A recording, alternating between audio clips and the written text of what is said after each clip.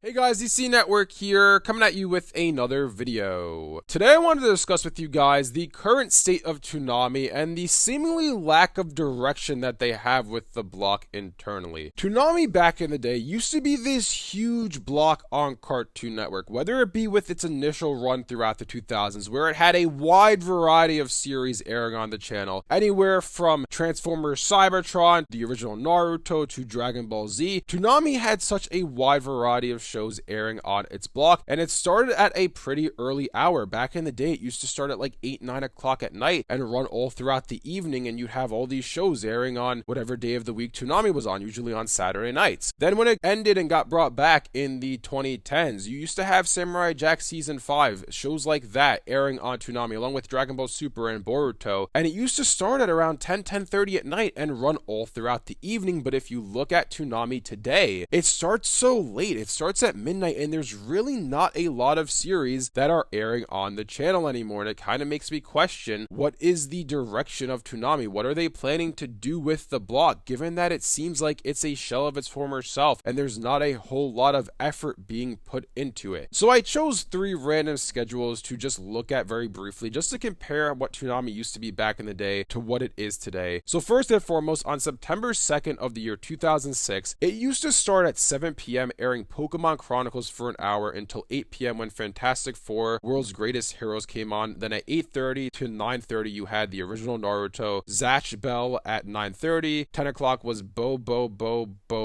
never heard of that one, but then at 10:30 it ended with One Piece. Then in 2018, on January 6th at 10:30 p.m. you had Dragon Ball Super. 11 o'clock Dragon Ball Z Kai. 11:30 Black Clover. JoJo's Bizarre Adventure at 12 a.m. 12:30 you had Mobile Suit Gundam, Iron Blooded Orphans, Hunter x Hunter at 1 a.m. You had 1:30 Lupin the Third, The Italian Adventure. 2 a.m. Naruto Shippuden. At 2:30 Outlaw Star. 3 o'clock you had Cowboy Bebop, for it to end at 3:30 a.m. with Ghost in the Shell standalone second complex gig on. Then you fast forward to today, on November 9th of the year 2024 at midnight, which is the new start time for Toonami. You have Invincible Fight Girl on. 12:30 you have Mashal. Then at 1 a.m. Blue Exorcist. 1:30 One Piece. 2 a.m. Dragon Ball Z Kai. 2:30 a.m. My Hero Academia. Then at 3 a.m. you have the dub of Rick and Morty the anime. And that's the entire lineup of Toonami for November 9th of this year, being 2024. And just reading those schedules out loud to you guys, there's clearly a lack of variety with the Toonami schedule that we have now. Just from the sheer airtime alone, there's just not as much airing on the block, just because now it's starting at midnight, ending at 3 a.m., as opposed to in 2017 when it used to start at 10:30 p.m. I just kind of wonder why exactly Toonami is being relegated to this much shorter block now, because I remember when Warner Brothers Discovery was,